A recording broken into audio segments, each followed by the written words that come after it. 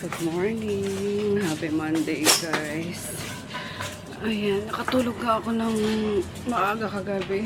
Gawa ng sobrang sakit ng ulo ko dahil sa mata.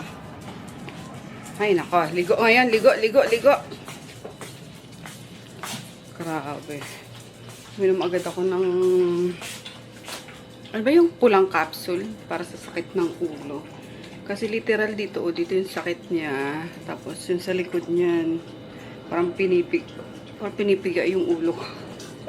Kasi dahil sa salamin siguro guys, kapag ginagamit ko yun at hindi pa sanay yung mata ko.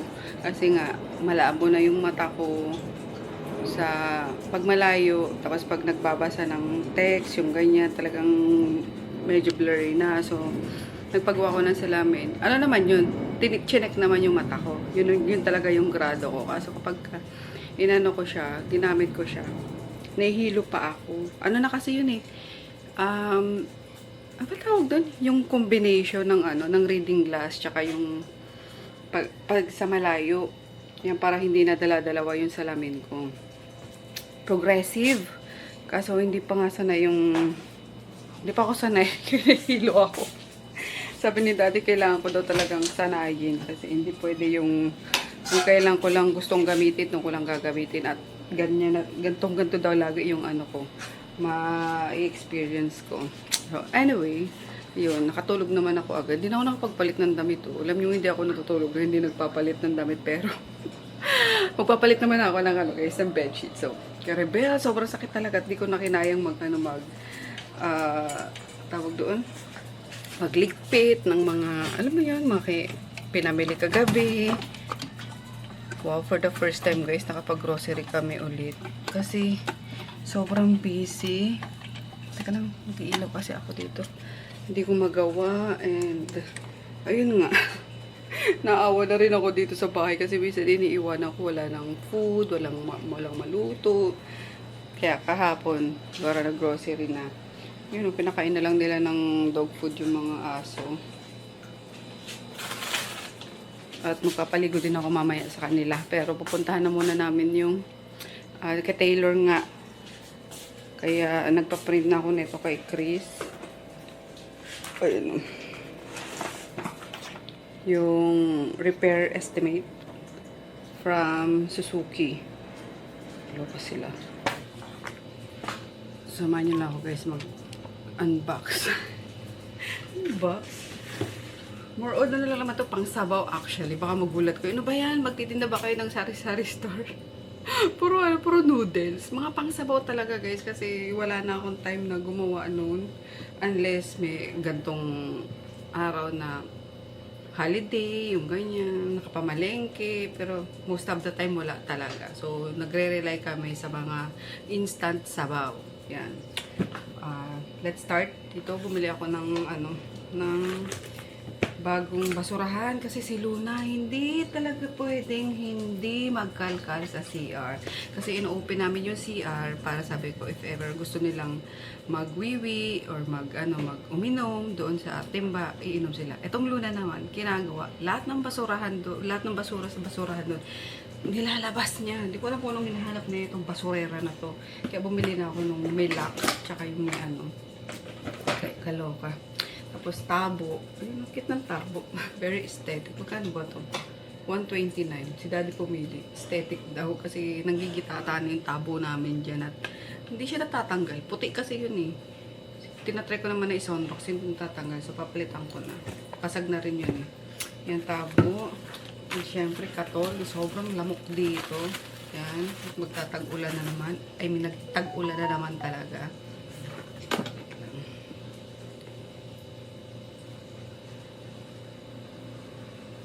Okay, thanks. Tapos mga kandila. Ayan. Sperma. Nabili ako nito kasi sa altar. Kasi yung mga tea light na madaling maubos. Ito. Ayan. Good for ilang buwan naman na yan. Tapos pang hugas. Ayan. More on cleaning materials and pang sabaw talaga yung snacks. Yun lang ang pinili namin. Ayan, yung steel wool, scrubbing pad, toothbrush, more scrubbing pad para sa mga ano kawali na di madikit na pag nagluluto, diba? Yan. Tapos ito nga. Tapos yung bag niya nasakto lang. Uy, nagsasampay pa pala ako. Saan naman kayo gunting na binili kong bago? Isa pa yan. Alam nyo ba, bumibili ako dito ng sandamakmak na gunting. Di ko alam kung bakit unti-unting nawawala. Tatlo lang naman kami nandito.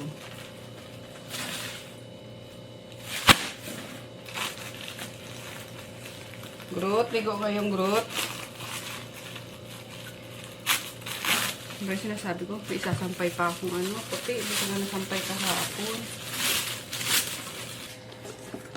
Yung first box, Sunrocks. Tapos, na-miss ko to eh. Itong Sunrocks din to na multi-clean. Yan, Floral Blast. Sobrang bango nito guys. Yan, hinahalo ko yan sa, ano, sa mop. Para, alam niyo yung mga wiwi nila, yung ganyan. Yan, buli na ako ng dalawa. Tapos, Mr. Muscle na pang CR. Ayan, maglilinis pa tayo ng CR. Tapos, ayan, another Sunrocks. Pang ano naman to, panlaba para sa mga stain. Kay Chris, di ko alam, laki-laki ng anak ko, may mga stain pa rin ng damit. Nakakaloka.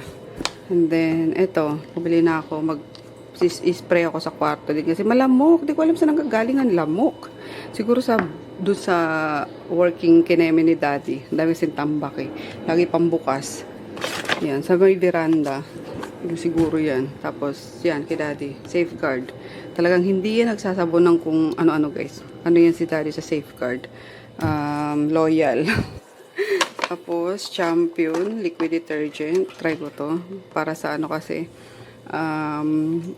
Ano ba yan? Washing machine na automatic. Tapos, Vernel, Fabcon, and then, yan, another Champion na panglaba naman. Ito pang linis-linis ng CR. Kaya powder. We're on our way na guys sa cash and carry. Ay, tumawag na yung ano yun. Yung kabilang panig. Kala mo talaga sa... So, ayan. Let's see kung anong mapagkakasunduan para sa ating tailor. Tapos, kailangan din namin umuwi agad kasi, ayun, may nilalaban pa rin ako. At magpapalit pa ako ng bedsheet namin. Kaya nga, kailangan natin makauwi agad, diba? Ang dami pang gagawin. Tapos, yun, magpapaship pa ako sa Shopee. Kasi si Jackie, nasa Pasig. Pupunta yun sa, sa pinsan ko, sa boyfriend niya. pag walang pasok. So, sabi ko, anong Sabado? Tuwing weekend pala, pupunta siya doon. Kaso nung Sabado, sabi ko, hapon na lang siya pumunta or Sunday. Kasi kailangan ko siya ng Saturday nga sa sa Tapsihan. So, ayun, napakausapan ko naman. Kaya Monday wala siya. Ako gagawa nung mga ipapaship. So, yeah, let's go. May OWA na pala ulit. Ay pa, dalawa ng OWA o aalisin doon sa Aalisin yung kabila kasi punto na ng traffic. Oo. Dito na rin pala yung OWA. Sa Tagdan. Buendia. Kaya maganda dito eh. Oo. Maluwag. Ano talaga siya eh. Main road talaga siya. Dumadalaw lagi doon sa opisina mo. OWA. Diretso? Oo, diretso lang. Tapos yun nga, dala ko yung repair service estimate para makita nila yung sa Suzuki. So ayun guys, pupunta naman kami sa sa McQueen kung saan naka-tenga si Taylor. Nakausap ko na yung general manager nung nung driver. Ayan. Agency, general manager ng agency nung driver. Hindi pala siya direct hire ng Shopee. Kaya, ayan. Buti na lang din. Ewan ko kung magagamit pa yung yung insurance ko. Kasi may comprehensive insurance naman si Taylor eh. Dito ata dati. Yung mga baba. Dito? Grabe din. Okay.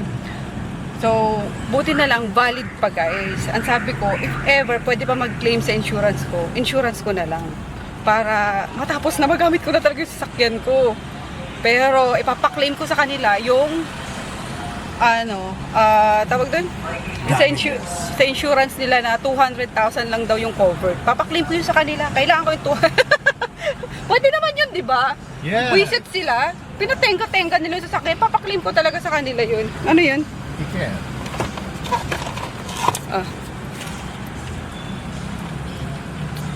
Para yun na lang pinakabayad nila sa akin sa damage if ever. Tapos sa tagal na tinengga ng sasakyan ko. Thank you. Hindi na pinakpok yan, bago. Kaya nga po. Iba bumukha na. Pati ito kasama niya. Yung iba kasi dito, yung Takat na may nila. mga maliit kasi dito na ano, yung talagang sa kasa lang, wala talagang salta. Pero yung mga body parts, meron naman. Eh, ang December kasi, inventory pa lang ng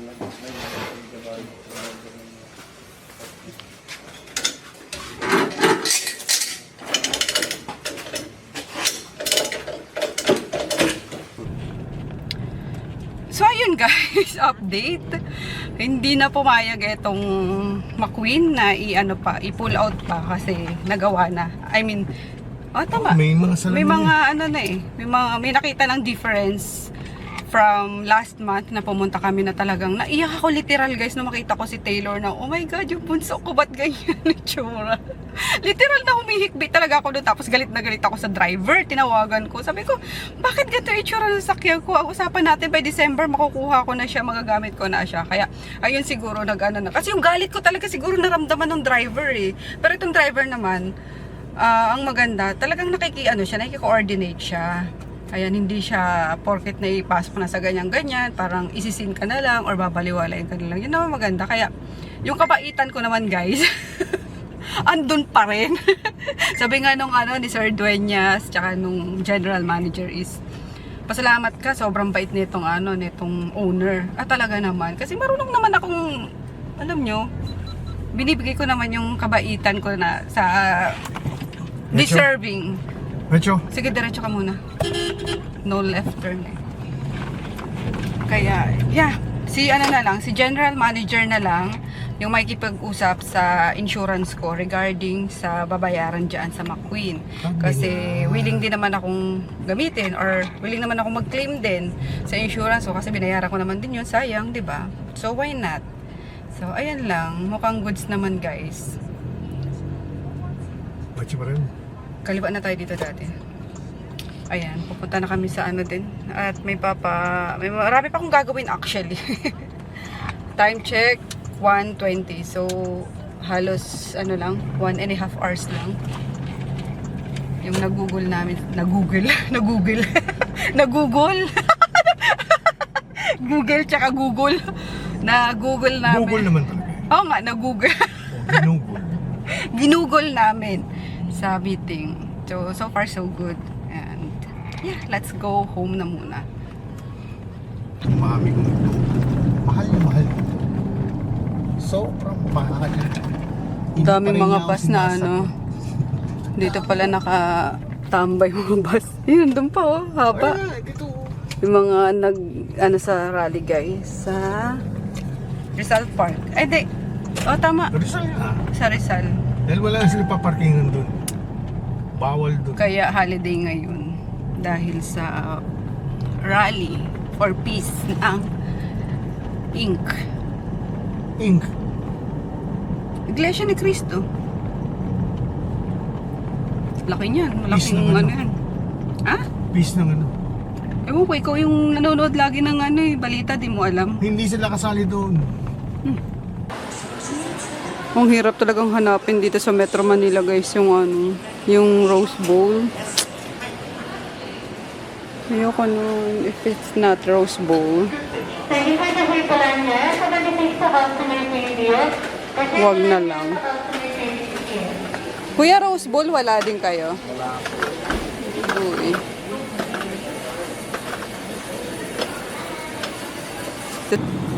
Kain tayo guys. Kanina pa ako nag-crave ng sinabawan na maasim. Dito kami sa Bangus. Ayan. bago umuwi para mag-pack ng mga orders. Let's see it. Opo. Dami mo maghatid ng ano. Kakilado. Oo, arkeladong mga ano. Bus. Pauwi na kami guys. At Busog. finally, busog na. Grabe. Gusto na naman ni Daddy doon sa ano. Kimono kina ewan. Oh, hindi ah. Di ba doon kami galing ano? Hindi nga naging dun eh. Dalang gutom. Tsaka kumain ako dun. No choice. Yung kimono, hindi namin na-enjoy ka.